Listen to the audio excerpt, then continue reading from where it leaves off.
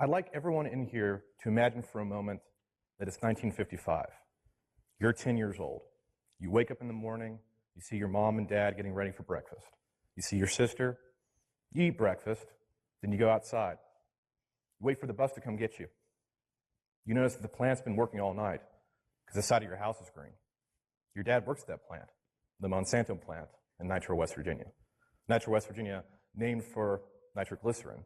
You know, the kind of stuff that would explode at 2 o'clock in the morning for no particular reason. Fast forward 10 years. You got to go to college because your dad worked there, because it was good for the community, good for the economy.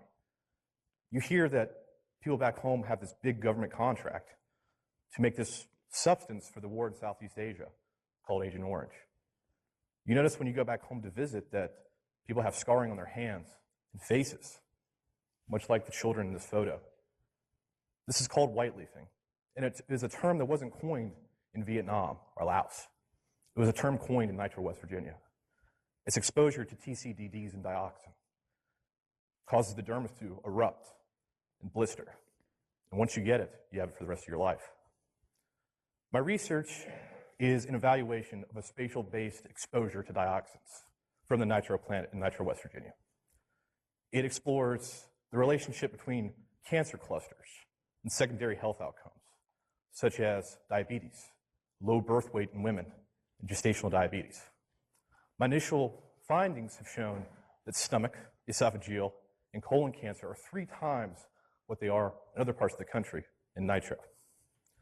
This also can show us that this is an avocation for why we should still care about dioxin research, that this doesn't happen overseas, it happens right here in America.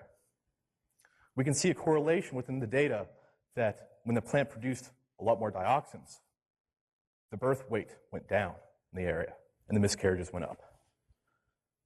For me, this is not some faraway dissertation project. For me, this is being an advocate because one of these towns was where I grew up. For me, this is something that I was exposed to. It's something that I can shed light on because too many times West Virginia has been fallen behind and forgotten about. Thank you.